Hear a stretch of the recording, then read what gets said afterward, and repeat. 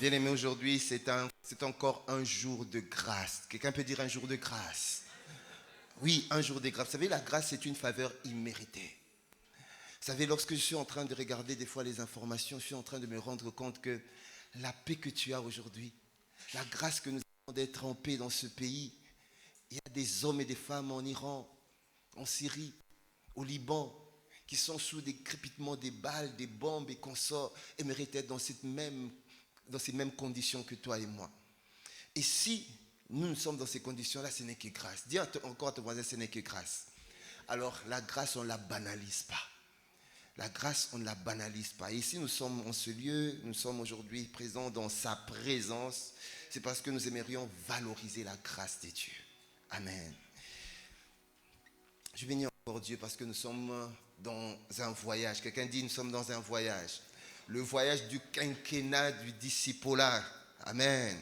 Dans ce quinquennat du discipolat, le Seigneur est en train de nous préparer. Le Seigneur est en train de préparer son Église. Vous savez, je suis un peu curieux dans l'actualité tant scientifique que l'actualité politique et autres. C'est là où j'ai compris. J'ai compris que lorsque son serviteur, l'apôtre Ivan, nous dit, nous devons travailler pour Dieu.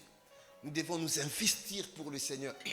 Dans les 5 années qui suivent d'ici 2030, avant, je prenais cela comme un message qui est prophétique, oui, mais je n'associais pas ce message aux réalités sociétales.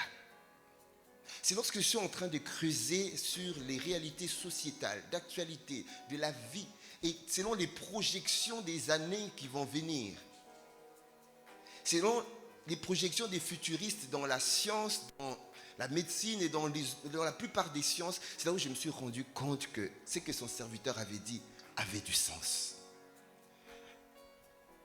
Pendant le quinquennat du discipolat, les 5 prochaines années, le fait que d'ici 2030, son serviteur nous a dit que nous devons travailler pour lui. Son serviteur, le Seigneur a parlé au travers de son serviteur que nous devons, il a dit, le plus petit deviendra 1 millier. Nous devons gagner un maximum d'âmes. Nous devons non seulement gagner des âmes, mais faire de ces âmes-là des disciples. Pourquoi? Parce que dans les années 2030, à partir des années 2030, le monde d'aujourd'hui ne sera pas le monde qu'on aura forcément à partir de l'année 2030 et qui va suivre. Parce qu'il y aura des changements dans la technologie, des changements dans les mœurs.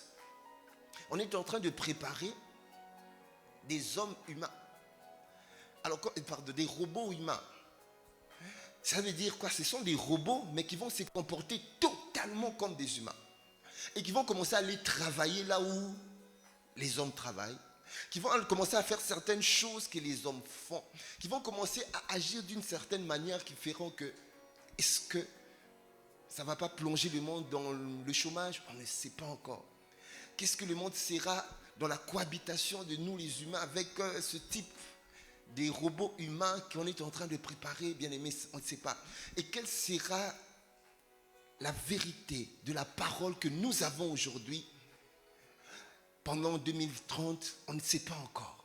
Voilà pourquoi le Seigneur est en train de nous préparer. Dis, le Seigneur est en train de nous préparer.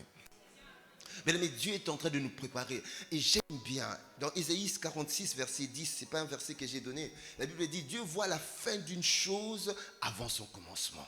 C'est que ce qui va se passer demain, dans le quinquennat qui arrive, dans les décennies qui vont arriver, Dieu voit tout. Il n'y a rien qui est caché devant le Seigneur. Et voilà pourquoi, dans 1 Corinthiens 2, verset 9, il est dit, c'est que l'œil n'a pas vu. C'est que l'oreille n'a pas entendu. C'est qu'il n'est pas monté dans le cœur de l'homme. Dieu le révèle à ceux qu'il aime. Il le fait par l'esprit, car l'esprit voit tout et l'esprit sonde tout et sonde même les profondeurs de Dieu. Il est tellement important que nous puissions nous préparer. Dieu nous aime. Si Dieu nous aime, il nous a donné l'information pour que chaque personne ne soit surpris. Que personne ne puisse être dans l'ignorance de ce qui arrive. Voilà pourquoi il est un père pour nous. Et nous sommes ses enfants et il nous informe, il ne nous cache rien. Mais Dieu nous parle par les pères. Amen. Il y a 2 dimanches, son serviteur, l'apôtre, avait parlé sur le travail du monde le travailleur du monde est travailleur de Dieu. Et ce message m'avait intéressé. Je l'ai écouté, je l'ai réécouté, je l'ai réécouté encore. Alors, dans cette marche sur laquelle nous sommes en train d'avancer, au fur et à mesure que j'étais en train d'écouter ce message, ce message de son serviteur est sorti le message que je vais vous donner aujourd'hui, en allant également réécouter un autre message qu'il avait prêché. Et le titre de mon message ce matin, c'est « La qualité de vie du disciple dépend de la qualité de son cœur ». La qualité de vie du disciple dépend de la qualité de son cœur.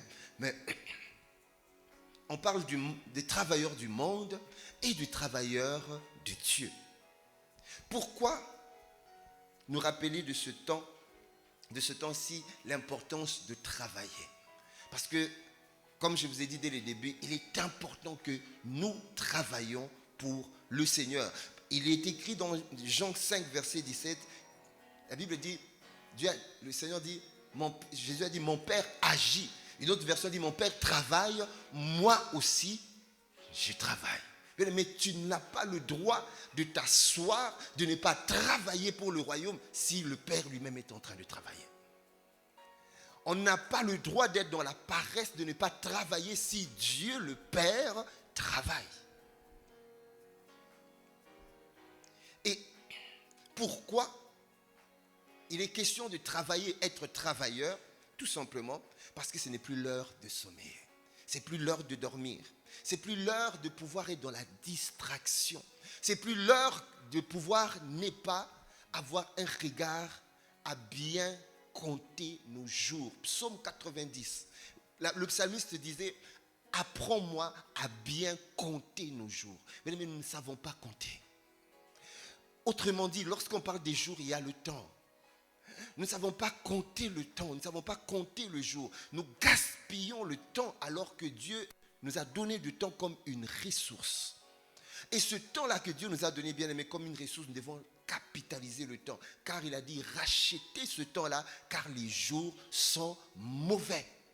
Pourquoi il nous demande de racheter le temps, de bien compter le temps? Parce que les jours sont mauvais. Et ces jours qui sont mauvais, nous sommes en train de les vivre déjà.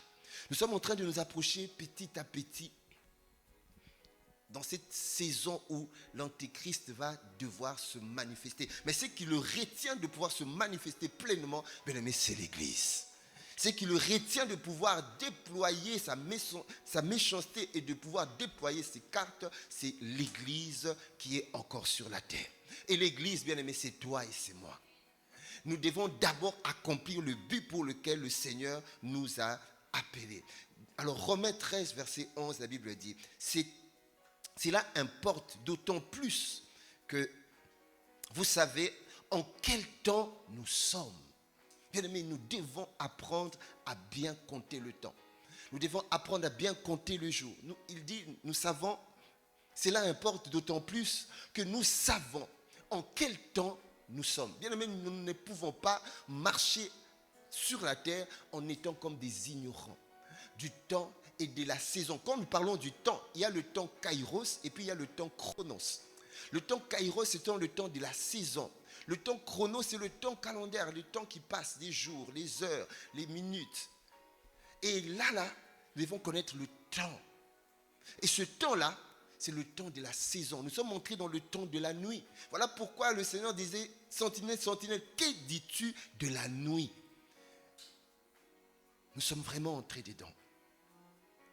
C'est l'heure de vous réveiller. Alors, quand Dieu dit que c'est l'heure de nous réveiller, c'est qu'il y a certaines qui sont en train de dormir. Et le sommeil là, c'est un sommeil de la distraction. C'est un sommeil où on n'est pas focalisé sur les choses de Dieu. C'est un sommeil où on ne met pas le focus sur ce que le Seigneur demande, ce que le Seigneur veut et ce que le Seigneur désire que nous puissions accomplir. Parce que nous sommes en pèlerinage, des voyageurs sur la terre. Je vais revenir sur le verset parce que je n'ai pas fini. En fin de sommeil, car maintenant, le salut est plus près de nous que lorsque nous avons cru. Pourquoi il faut se réveiller, bien-aimés? Pourquoi le Seigneur nous demande de nous réveiller? Pourquoi Dieu veut pour cette saison de ne pas dormir? La réponse La parole, la Bible répond à la Bible, la parole répond à la parole. Matthieu 7, verset 13. Écoutez pourquoi Dieu te dit à toi et à moi de ne pas dormir, de ne pas sommeiller. Ne donnons pas sommeil à nos yeux ni assoupissement à nos paupières, tout simplement parce que le cœur de Dieu est en train de battre. Le cœur de Dieu est en train de battre. Mais dans Matthieu 7, verset 13, regardez pourquoi Dieu nous demande de ne pas dormir. Ne pas dormir, c'est également aller travailler pour Dieu, comme nous l'avons dit. Nous devons être des travailleurs de Dieu, pas seulement des travailleurs du monde. Oui, tu travailles déjà dans le monde. Oui, tu vas au travail. Oui, tu as tes affaires. Oui, tu as certaines choses que tu fais de ce monde. Mais Dieu veut que tu puisses travailler pour lui. Pourquoi? Parce que nous sommes ses esclaves. Parce que nous sommes ses doulos. Parce que nous sommes ses serviteurs. Amen. À ICC, nous disons que nous sommes des stars, des serviteurs travaillant activement. Voyez, il y a le mot activement. Nous ne sommes pas seulement des serviteurs travaillant pour le royaume, mais nous sommes des serviteurs travaillant activement. Il faut que cette partie active soit manifestée dans ta vie. Comment? En allant de lieu en lieu, faisant anakazo. C'est ce qui intéresse Dieu, qui fait battre le cœur de Dieu, c'est de voir les âmes revenir à la maison. Et Matthieu 7, verset 13, il dit, entrez par la porte étroite. En effet, large est la porte, spacieuse et facile est la route qui mène là où l'homme sera irrémédiablement perdu. Nombreux, hélas, sont ceux qui s'y engagent. Alors moi j'ai pris la version parole vivante. Voilà, effectivement. Nombreux, hélas, sont ceux qui s'y engagent. Mais il y a énormément d'âmes qui s'engagent sur cette voie qui les amène à la perdition. Or, le même Dieu a dit, il a tant aimé le monde afin que les quiconques, il y a beaucoup de quiconques qui sont sur cette... Beaucoup de quiconques dans la Bible dit dans Matthieu 7, verset 13, nombreux. Les quiconques là sont les nombreux ici, hélas, sont ceux qui s'y engagent. Ils s'y engagent comment? Bien, ils ne connaissent pas Christ. Leur vie est en danger. Leur vie est en danger. Là, on est en train de parler de l'éternité de ces personnes. Leur vie est en danger. Et Dieu est mort à la croix pour que ces nombreux-là puissent revenir à la maison. Alors, je n'ai pas entendu ton amen.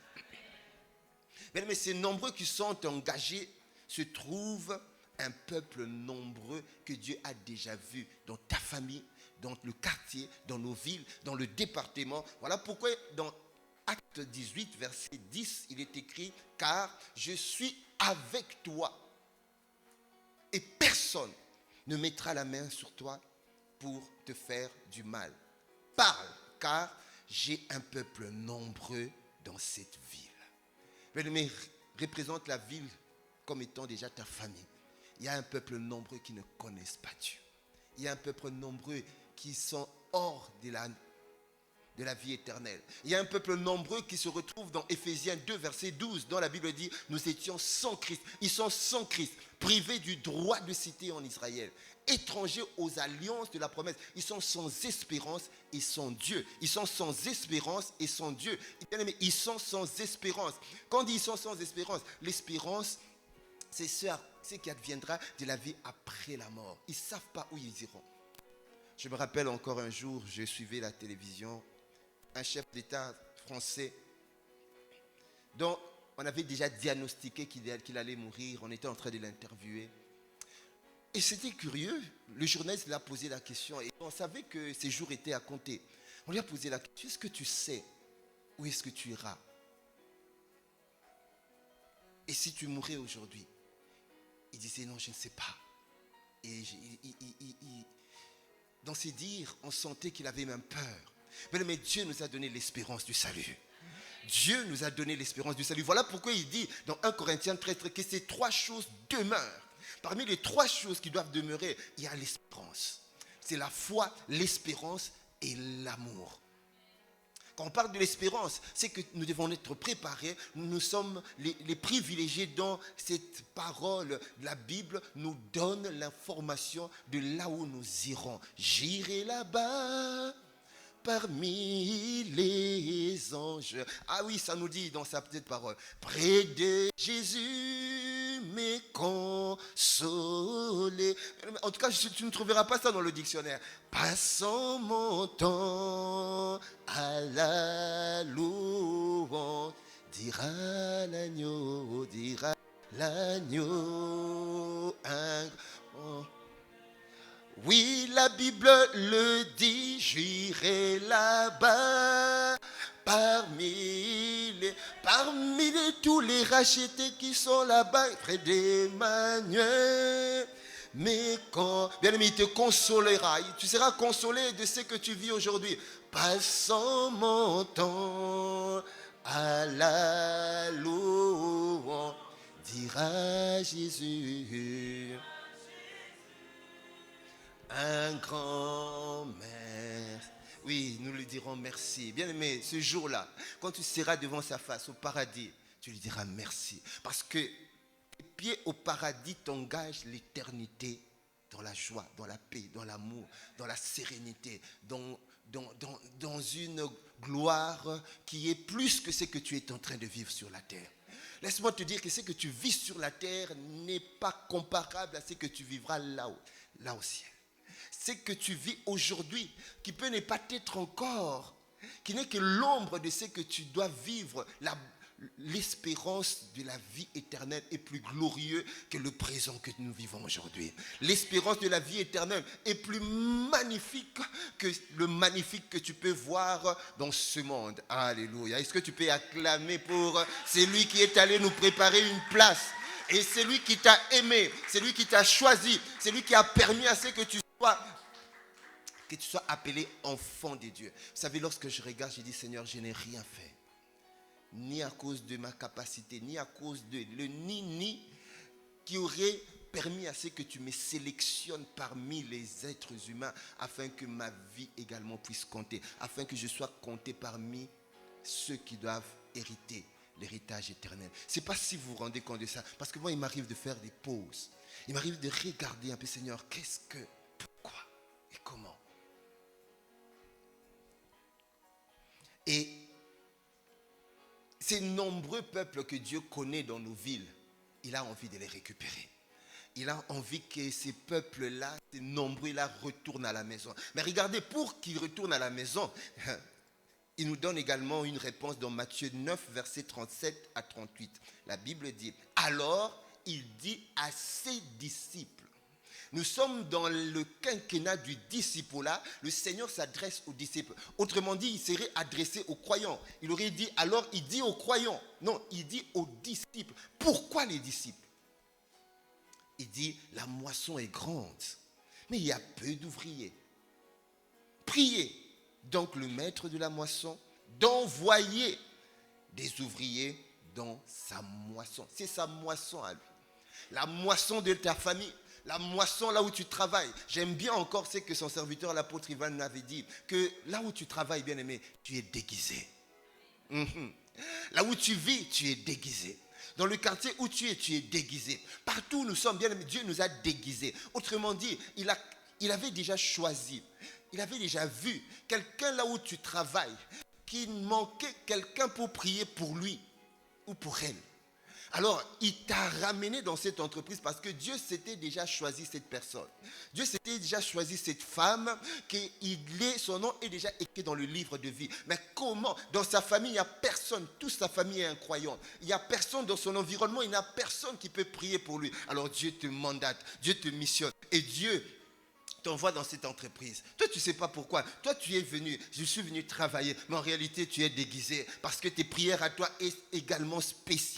Pour cet homme, pour cette femme dont le nom est déjà écrit dans le livre de vie. Et à cause de ta prière, et à cause d'un jour que tu vas être un Paul, tu vas s'aimer la parole. Tu seras un autre jour un Apollos qui va arroser la parole qui a été sémée dans la vie de cette personne.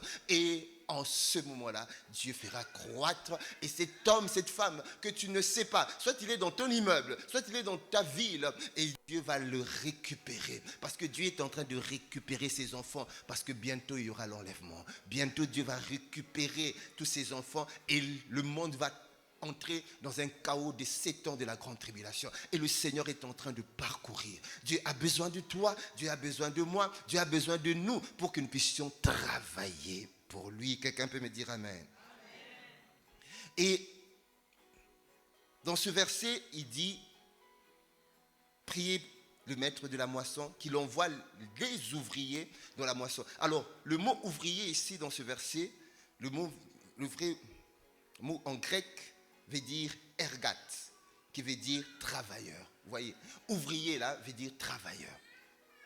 Et c'est qui un travailleur? Un travailleur, bien aimé, c'est défini tout simplement comme étant une personne qui exerce une activité professionnelle, manuelle ou intellectuelle en échange d'une rémunération ou dans le cadre d'une production des biens ou de services. Un travailleur est une personne, bien aimé, qui exerce une activité. Bien aimé, nous devons exercer l'activité des gagneurs d'âme. Nous devons exercer l'activité de ceux qui s'engagent pour faire avancer le royaume de Dieu. Nous devons exercer l'activité des travailleurs de Dieu et pas travailleurs seulement du monde. Oui, c'est bien de travailler pour le monde, mais il faut que ton nom soit également compté de ceux qui auraient travaillé pour Dieu dans leur génération. Bien aimé, tu es éligible. Dis, je suis éligible et Dieu m'a choisi pour être un travailleur du royaume de Dieu sur la terre. Alors le travailleur du monde,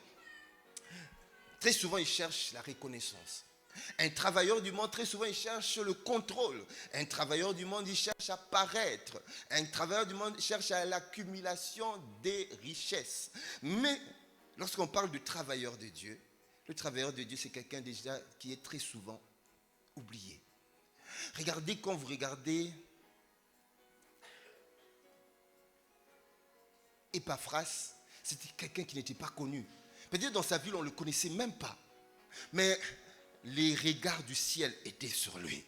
Il pouvait être oublié de sa génération, mais pas oublié du ciel. Bien aimé, je déclare et décrète, le Seigneur ne t'oubliera pas tant que tu seras un intercesseur pour intercéder, supplier, crier pour des âmes de ta famille, de ta ville qui n'ont pas encore reçu Jésus. Le Seigneur ne t'oubliera pas. N'est-il pas dit, je crois dans le livre de Jérémie, une femme peut-elle oublier son enfant? Une fois. Une deuxième fois, la Bible dit encore, une femme peut-elle oublier son enfant? Et le Seigneur dit, quand bien même qu'elle oublie, moi le Seigneur, je ne t'oublierai pas. Alléluia. Seigneur, merci. Merci. Tant que tu travailles pour Dieu, bien aimé, sache que tu vas devoir s'aimer, des fois sans récolter ou tenter. Mais Dieu, il est le Dieu de temps présent, il est le Dieu de temps futur. Parce que la Bible dit, il est l'alpha et l'oméga. Il est omniprésent, omniscient et omnipotent. Il contrôle tout. Aucune circonstance ne peut rester constante devant Dieu, devant sa main puissante. Aucune circonstance n'échappe à la main de Dieu. Parce qu'il est l'éternel et le temps est englouti dans l'éternité. Voilà pourquoi tu dois être reçu. Et il est l'éternel, il est infini, à perpétuité. Il s'est comprimé pour venir habiter en toi. Merci Seigneur. Alors, en vertu de tout ce que nous sommes en train de dire, de travailler pour Dieu, on est en train de mettre un point. On est en train de pingler sur les disciples. Mais pourquoi nous épinglons disciples, disciples? Tout simplement parce que Dieu sait que lorsqu'on donne la responsabilité à un croyant, quelqu'un qui vient de naître de nouveau, un croyant, c'est quelqu'un qui a reçu Jésus comme son Seigneur et Sauveur. Ok, il peut venir à l'église, il peut donner sa dîme, mais sauf qu'il ne s'engage pas dans l'armée. Il n'est pas totalement il ne se donne pas totalement. Parce que lorsque je suis né de nouveau, je suis en même temps un douloureux. Je deviens un esclave. Ma vie ne dépend plus de moi. Or, des croyants qui n'ont pas encore crucifié leur chair, vous verrez qu'il y aura une résistance. Vous verrez qu'il y aura une dualité. Vous verrez qu'il y aura une résistance entre la volonté de Dieu et notre propre volonté. Vous verrez que la chair va commencer encore à peser. Or, quand j'atteins le niveau de disciple, lorsque je suis en train je suis dans le parcours pour devenir un véritable disciple affermi, je vais atteindre la stature, on appelle la stature à la mesure parfaite de Christ, où j'ai crucifié la chair, où ce n'est plus moi qui vis, comme Paul disait, et c'est Christ qui vit en moi. Et si Christ commence à vivre en moi, bien aimé, ce n'est plus ma vie qui compte. C'est plus ma vie qui compte. Regardez l'histoire de Jonas. Jonas, c'était quelqu'un à qui Dieu avait envoyé en mission, comme bien aimé tu es envoyé en mission. Nous sommes sur la terre des ambassadeurs plénipotentiels. La Bible dit dans 2 Corinthiens 5, verset 20, le Seigneur a fait de nous des ambassadeurs pour aller faire réconcilier le monde avec lui. Nous avons un mandat diplomatique. Voilà, nous faisons donc les fonctions d'ambassadeurs pour Christ, comme si Dieu exhortait par nous. Dieu va passer par toi pour exhorter. Nous vous en supplions. Pourquoi on supplie? Là, nous sommes en train de supplier des personnes qui ne connaissent pas Dieu. Parce que l'enjeu qui se joue à cette personne qui dira, c'est que tu es en train de me dire, je pourrais voir ça plus tard. C'est que tu es en train de lui dire. C'est que tu es en train de lui communiquer comme la parole. Et la bonne nouvelle que tu es en train de lui donner, bien aimé, s'il n'accepte pas, s'il dit ces histoires-là, je le verrai trop tard. Comme lorsque vous lisez la Bible, vous verrez que le roi Agrippa, Dieu l'a envoyé. En réalité, Dieu avait pensé au roi Agrippa. En réalité, Dieu avait pensé au roi Agrippa, à lui et à sa famille et à tout son conseil pour qu'il soit sauvé. Alors Dieu l'a envoyé un libérateur. Paul était là. Paul a libéré la parole. Mais le roi Agrippa, la première parole qu'il disait, tu veux me faire chrétien. La deuxième, lorsque vous lisez le discours de Paul, vous verrez que le roi Agrippa n'a pas mordu à la maçon de cette parole que Paul est en train de lui dire. Donc il n'a pas accepté. Il a juste remis Paul. Il a dit, allez, tu peux repartir. Mais la parole n'avait pas trouvé de place dans son cœur. Et la qualité de vie d'un disciple se mesure pas à ce qu'il a, mais en fonction de ce qu'il fait pour le royaume. Et lorsque nous parlons de qualité de vie, la première des choses en qualité de vie d'un disciple, c'est centré. Sa vie est centrée sur Dieu.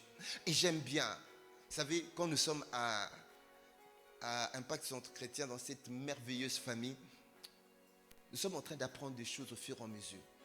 Auprès de celui qui est un prophète pour nous. Celui qui est notre Moïse, celui qui est notre général, l'apôtre Ivan, qui, bien aimé, nous apprend à chercher d'abord Dieu, à mettre d'abord le focus sur Dieu. Dieu et Dieu et Dieu d'abord. Bien aimé, et c'est ce que toi et moi nous devons faire. Nous devons d'abord chercher Dieu, parce que Matthieu 6, 33, la Bible dit, cherchez premièrement le royaume. Bien aimé, Dieu doit être d'abord le centre. Tu dois chercher le donateur avant de chercher le don. Je peux avoir des dons, mais si je n'ai pas le donateur bien-aimé, ce don-là, je peux l'avoir et ça peut s'arrêter. Par contre, si j'ai le donateur, je pourrais de temps en temps avoir le don. Nous devons chercher, quand il dit, nous devons chercher d'abord Dieu. Dieu, la priorité de nos vies doit être d'abord Dieu. Bien-aimé, c'est de chercher d'abord le guérisseur au lieu de la guérison. Et nous appuyer sur l'architecte à la place de l'édifice. C'est important. Et ça, ce sont les premières caractéristiques de la qualité de vie d'un disciple qui doit d'abord avoir un focus sur Dieu. Sa vie doit tourner et être centrée d'abord sur Dieu. Regardez, lorsque vous lisez même les livres les 10 commandements dans Exode 20, vous verrez que la Bible dit, parmi les premiers commandements, tu n'auras pas d'autre Dieu à part moi. Donc Dieu veut d'abord qu'il puisse avoir le centre de notre cœur, qui soit sur le piédestal de notre vie. Amen. Et le deuxième point de la qualité de vie, c'est une vie transformée de l'intérieur. Voilà pourquoi nous disons que la qualité de vie d'un disciple dépend de la qualité de son cœur. Bien aimé, le cœur d'un disciple, et c'est ce qui est même le sujet de notre message, doit être un cœur qui est d'abord tourné vers Dieu, centré vers Dieu. Et j'ai beaucoup aimé, et je vous en supplie, autant les prières de commande de matin, ce ne sont pas seulement des prières bien-aimées, ce sont des enseignements aussi. Si vous suivez un peu son serviteur, l'apôtre Ivan, tout le temps il parle du cœur de Dieu, cœur de Dieu. Le cœur de Dieu, nous devons avoir le cœur de Dieu. Il parle de l'amour, le cœur de Dieu, l'amour, le cœur de Dieu. J'ai dit, Seigneur, mais ton serviteur est en train de parler beaucoup du cœur de Dieu, du cœur de Dieu. Et puis, je me suis dit, bon, ok, j'ai acheté les 3 livres.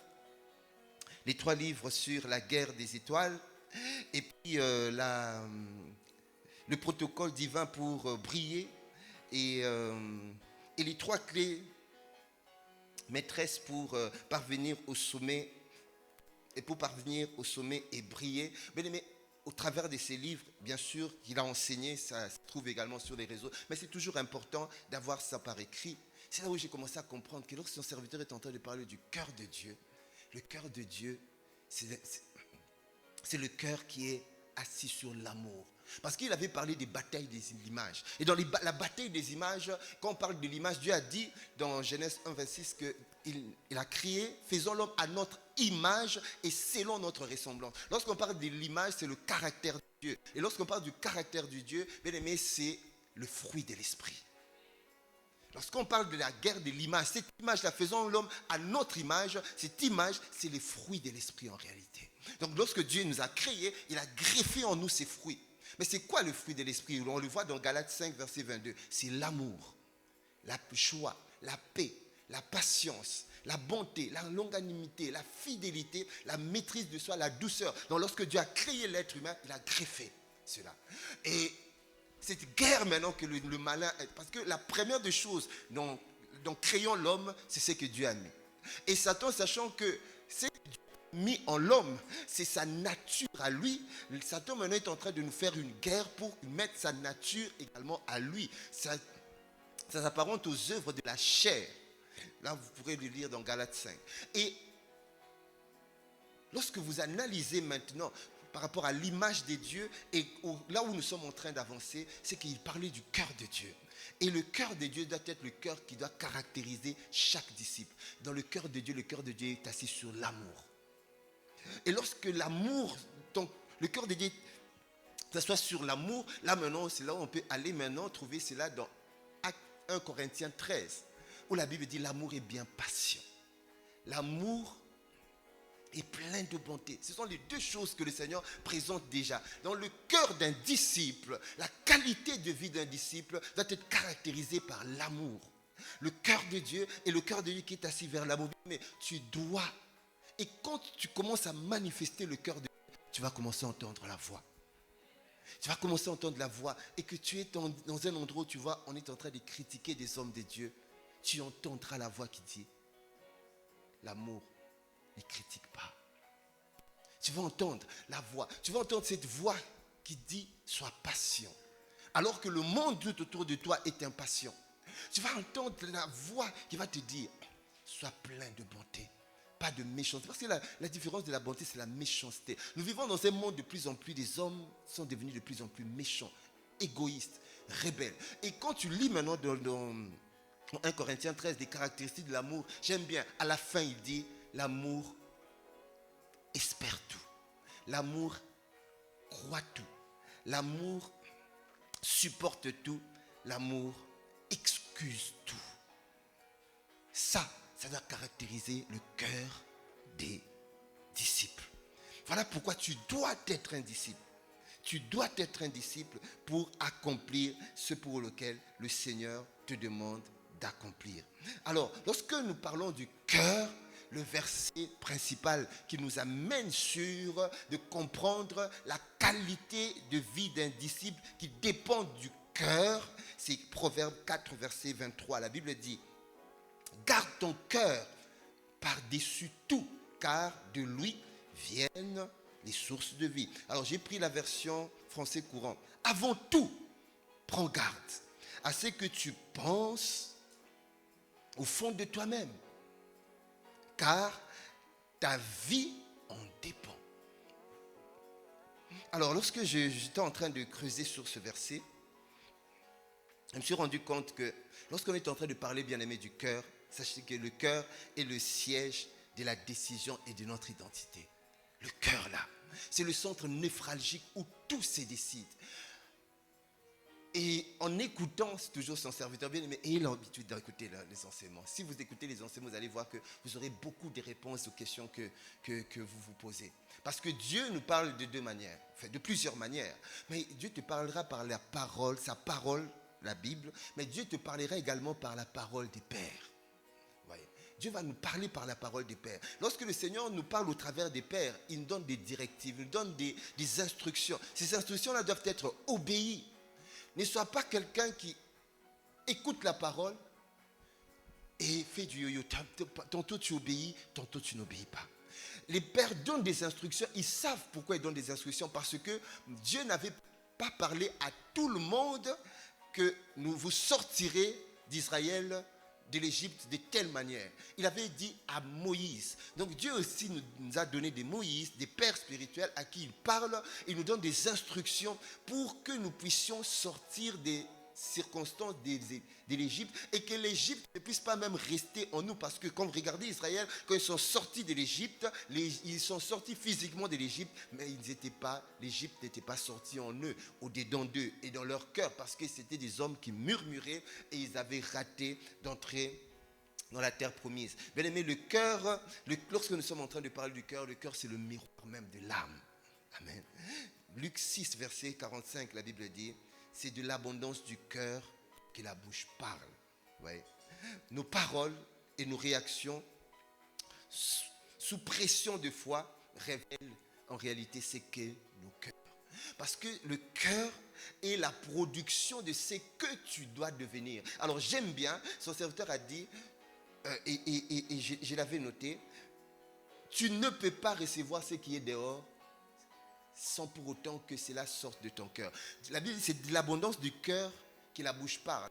Et il dit, garde ton cœur plus que toute autre chose, car c'est de ce qui est de ton cœur qui produit la vie de l'extérieur. Donc il y a une corrélation, il y a un lien entre ce que tu vis de l'extérieur et de ce qui est à l'intérieur. Je ne peux pas recevoir ce que je vois de l'extérieur sans pour autant que cela ne soit produit dans mon cœur. Donc là où je voudrais insister ici, bien aimé, c'est que ce que tu es en train de vivre aujourd'hui de l'extérieur n'est que le produit de ce qui est produit à l'intérieur. Alors je répète encore, ce que tu vis à l'extérieur n'est que le produit de ce que est sorti ton cœur. Donc il faut que c'est comme dans l'usine. On ne peut pas avoir des véhicules dehors sans pour autant que l'usine ait fabriqué ces véhicules. Les véhicules ne peuvent pas se fabriquer de manière magique et paraître. Il y a des hommes et des femmes qui s'enferment dans une usine pour travailler, pour produire, pour fabriquer. Et c'est seulement à la fin qu'ils sortent cette voiture. La même chose, le cœur est ce qui produit ce que tu es aujourd'hui. Voilà pourquoi il est important, lorsque je constate que ce que je vis aujourd'hui n'est pas conforme à ce que je j'aimerais vivre, ne correspond pas à ce que j'aspire être, ne correspond pas à ce que j'aspire avoir, ce que je dois faire, je dois retourner à l'usine. Dis à ton voisin, retournons à l'usine. Je n'ai pas entendu retournons à l'usine. Et la qualité de vie de disciple dépend d'abord de ce que produit son cœur. Voilà pourquoi il est important de veiller sur le cœur. Ton cœur, bien aimé, est le centre de commandement de ta vie. Lorsque le cœur est amer, cela implique une vie pleine de plaintes et de divisions. Lorsque le cœur est impur, ça implique une vie de défaite secrète et hypocrite. Lorsque le cœur est anxieux, bien aimé, cela implique une vie sans paix ni repos. Lorsque le cœur est orgueilleux, ça implique une vie de chute brutale. Bien aimé, je prie afin que le Seigneur nous accorde la grâce de retourner à l'usine, de retourner à la source. Parce que c'est dans cette source-là que nous apprenons à changer les circonstances. Alors l'exemple biblique, qui peut être également un exemple parlant pour toi et pour moi, David et Saül. Tous deux, ils étaient oints. Autant David que Saül. Autant Saül que David.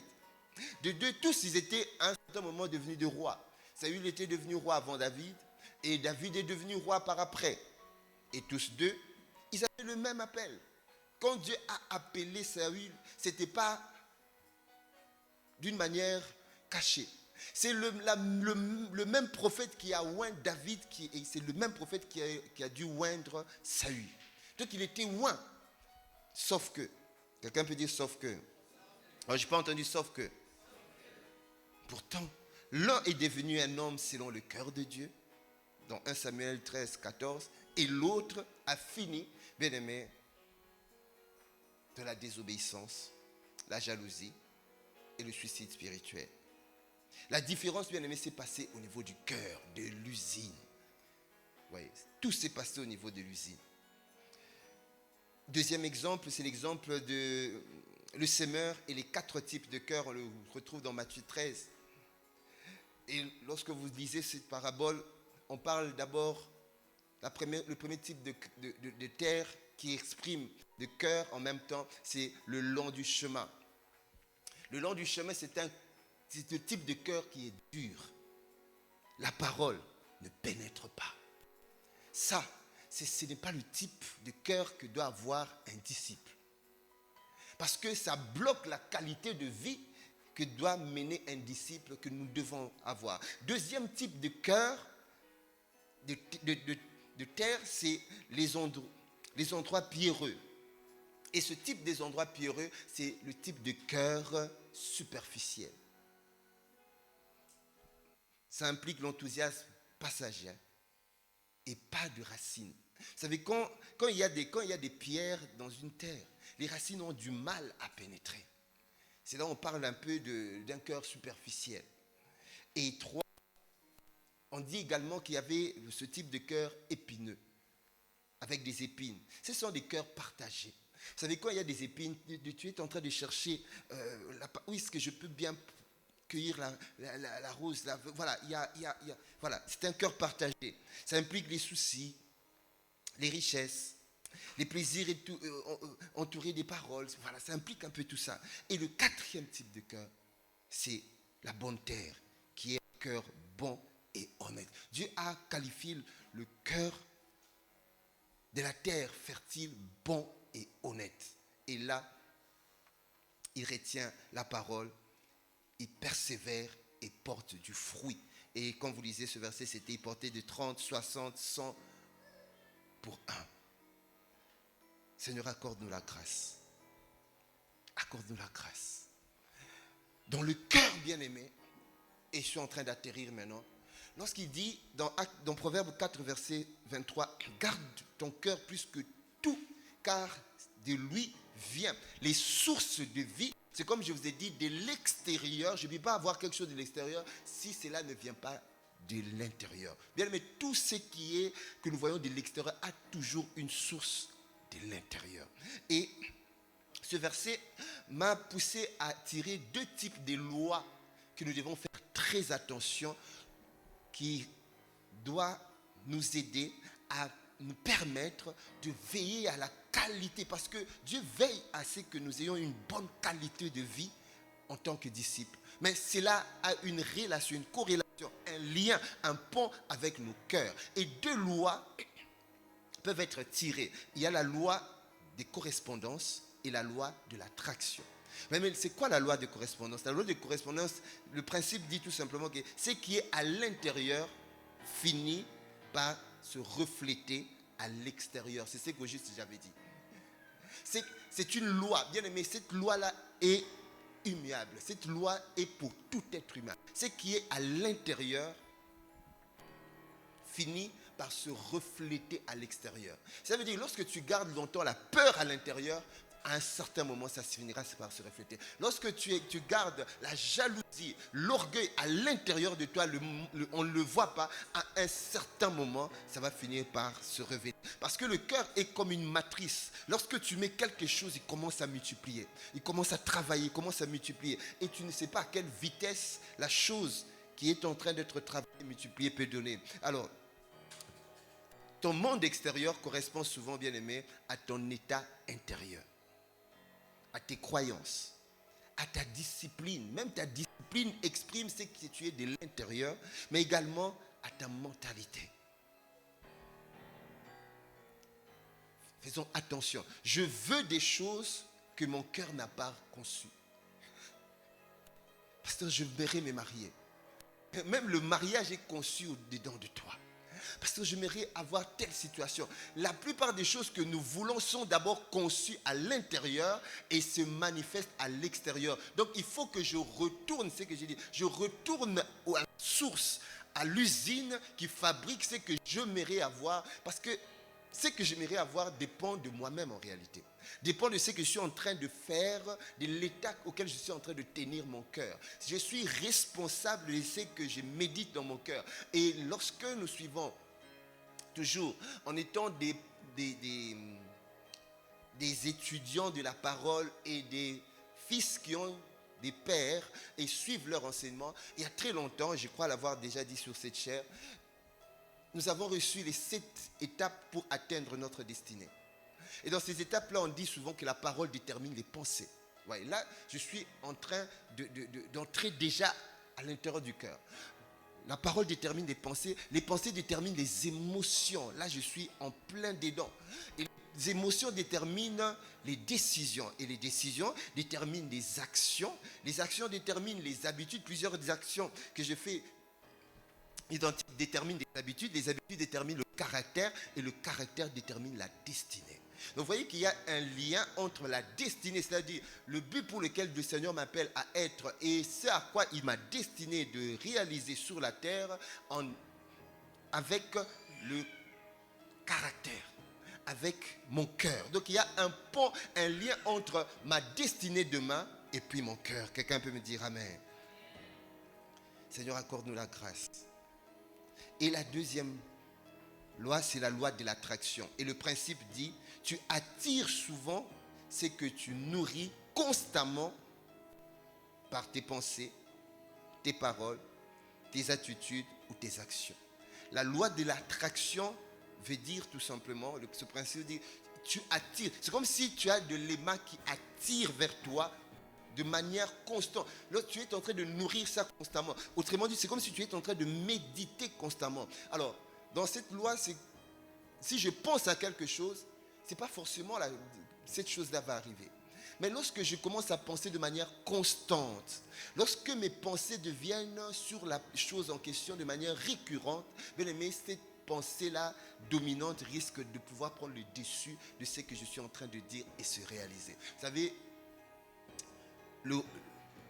Job, la Bible dit de lui qu'il avait souvent peur. Il avait souvent l'habitude de prier pour ses enfants, que le malheur ne puisse pas les arriver.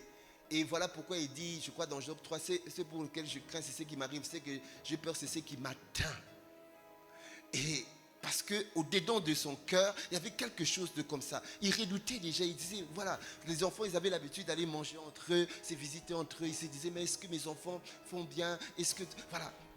Il avait l'habitude de méditer cela. Mais la qualité de vie en tant que disciple doit t'amener à ce que tu dois méditer, ce que tu dois ruminer, ce que tu dois avoir comme pensée récurrente, bien aimé, doit être basé sur la parole.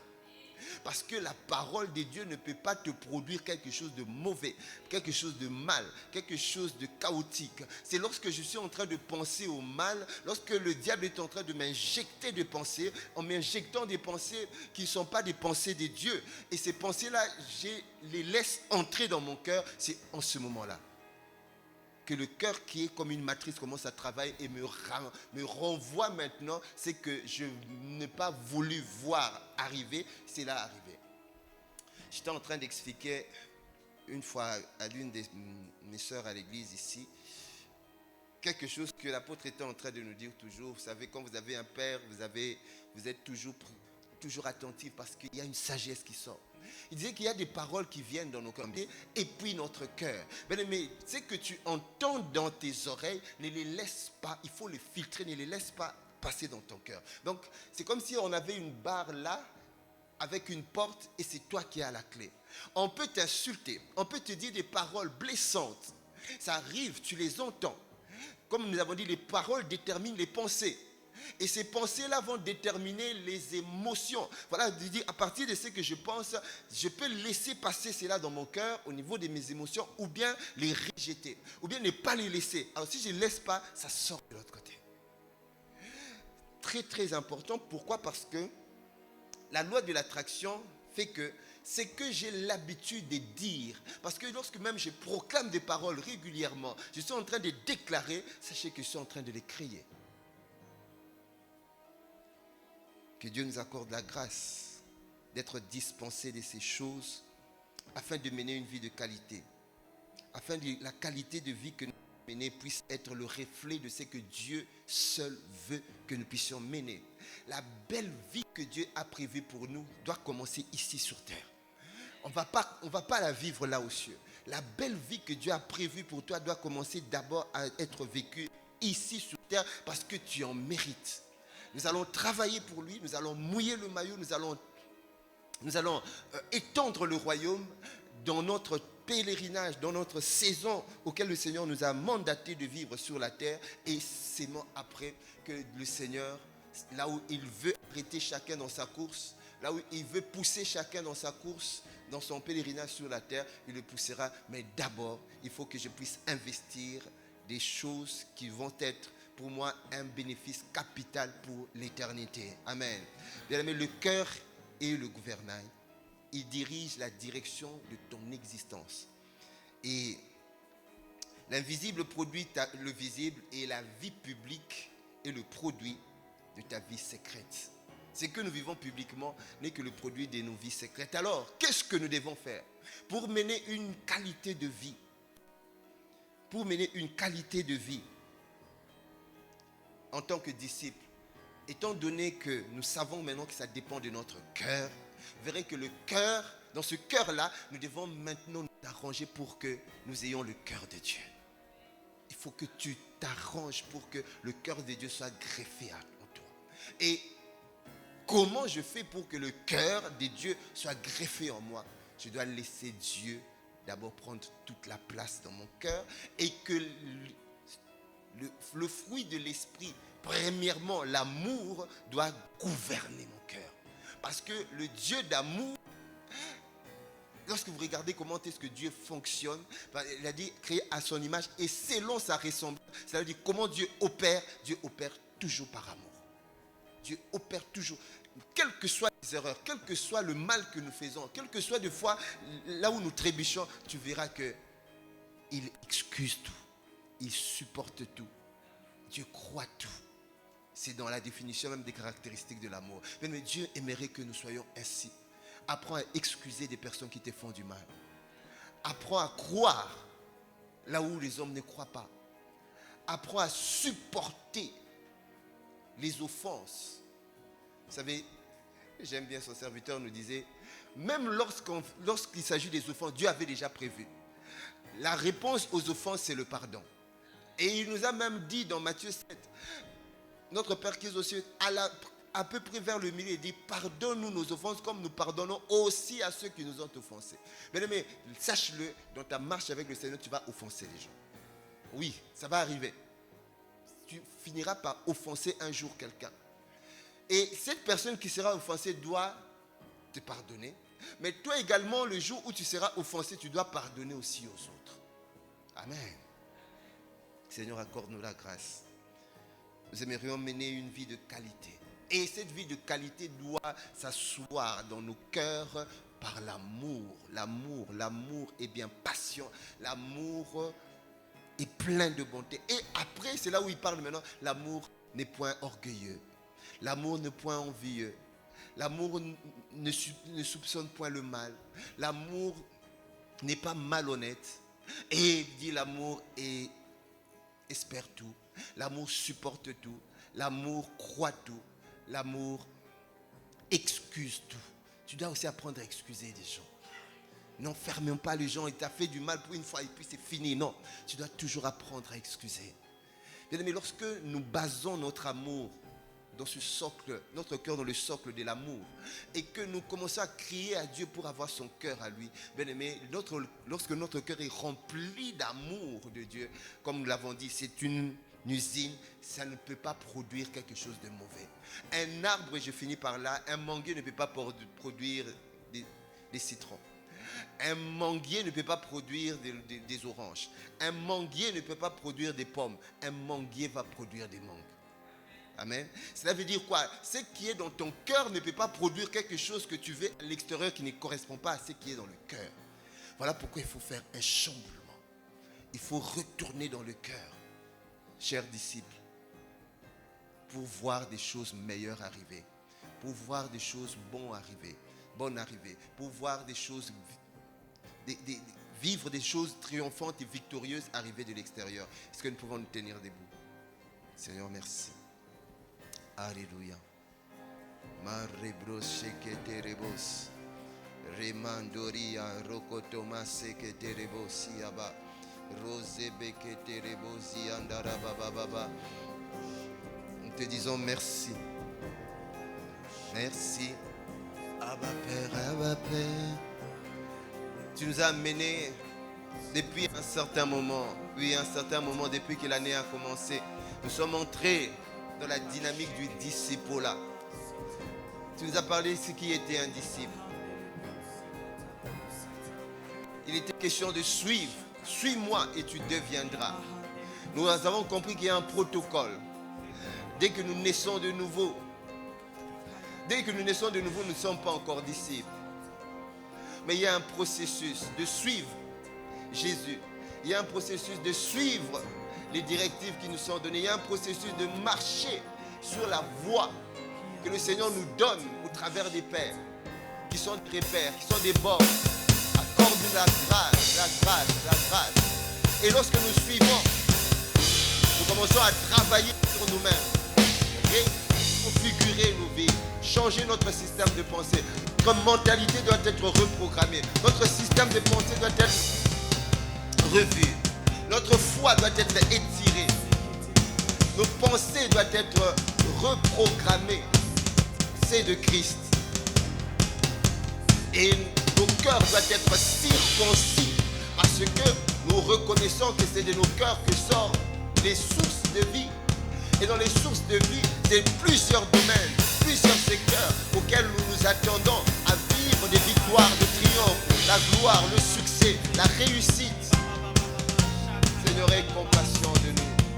Nous venons avec nos cœurs ce matin. Et la Bible dit dans Psaume 139, sonde-moi, ô Dieu. C'est toujours le psalmiste. Connais mon cœur. Parce que le cœur de l'homme est tortueux, me dit le livre de Jérémie. Alors il est dit, sonde-moi, ô Dieu. Connais mon cœur. Père, sonde-nous. Sonde-nous. Sonde-nous ce matin. Parce que tu nous dis, il y a une corrélation, il y a une relation entre ce que nous vivons de l'extérieur et ce qui provient de notre cœur. Nous ne pouvons pas vivre quelque chose de l'extérieur positif si de l'intérieur il y a du négatif. Nous ne pouvons pas voir quelque chose de négatif dehors si à l'intérieur de nous il y a quelque chose de positif. Voilà pourquoi tu nous as parlé de la loi de l'attraction et de la loi de correspondance.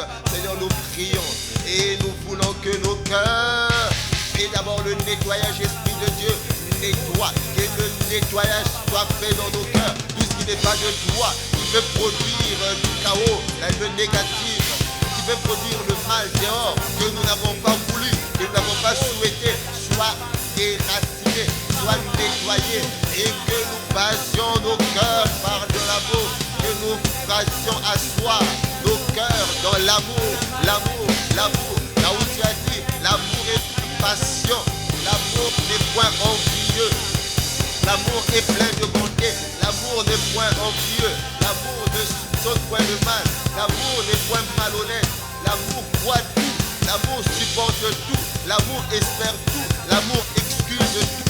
Seigneur, que notre cœur soit rempli de ton amour et que nous ayons le cœur des dieux. Nous voulons ton cœur à toi, nous désirons ton cœur à toi, nous réclamons ton cœur à toi. Une qualité de vie des disciples que nous sommes dépendra de la qualité de notre cœur. Voilà pourquoi nous revenons auprès du Créateur, du cerveau de nos vies, qui est notre Seigneur, pour que ce qui a été dans nos cœurs puisse être reformaté. Sonde-nous, oh Dieu, connais nos cœurs, éprouve-nous, connais nos pensées, et vois si nous ne sommes pas sur le chemin. Ramène-nous, ramène-nous, ramène-nous, ramène-nous.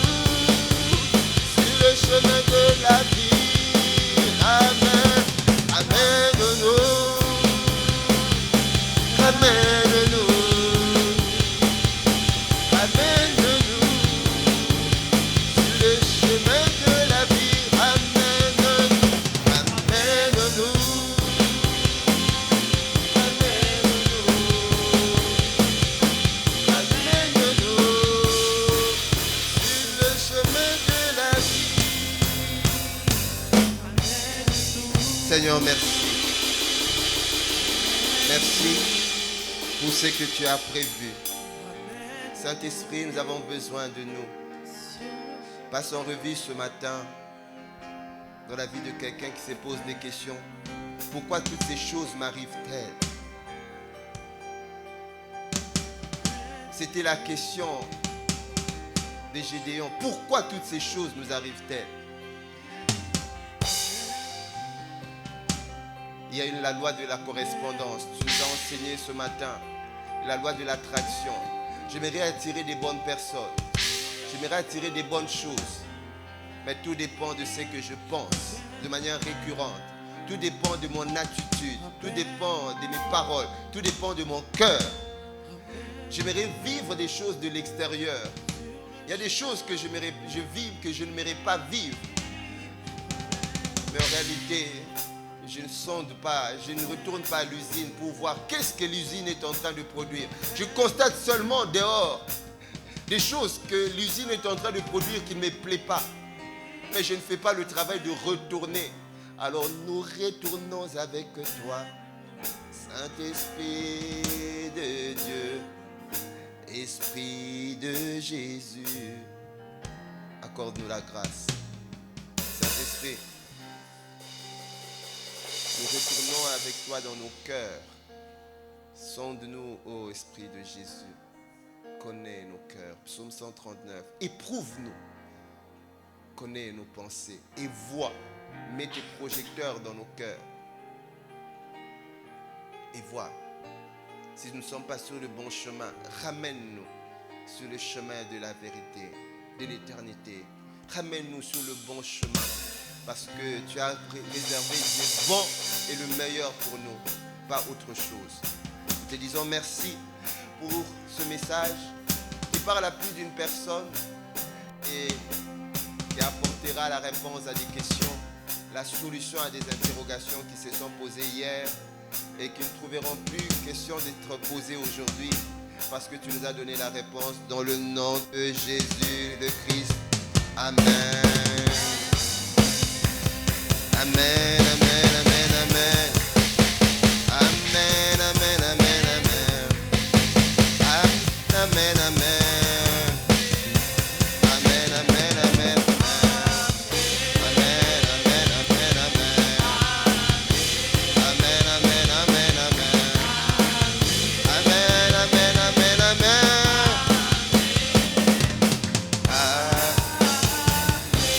Alléluia, gloire à Dieu. Merci Seigneur. Bien-aimé, je t'en supplie, mets en pratique ces choses. Si tu vois certaines choses qui sont à l'extérieur, que tu vis à l'extérieur, qui ne te plaisent pas, qui ne te plaît pas, retourne à la source, retourne à l'usine, va voir qu'est-ce qui s'est fabriqué. C'est toi qui as la responsabilité de ce qui se fabrique dans l'usine. Ce n'est pas quelqu'un d'autre. Et ne laisse surtout pas quelqu'un avoir le contrôle de l'usine, ton cœur. Ne laisse personne parce que c'est toi qui as le contrôle et les clés. Amen.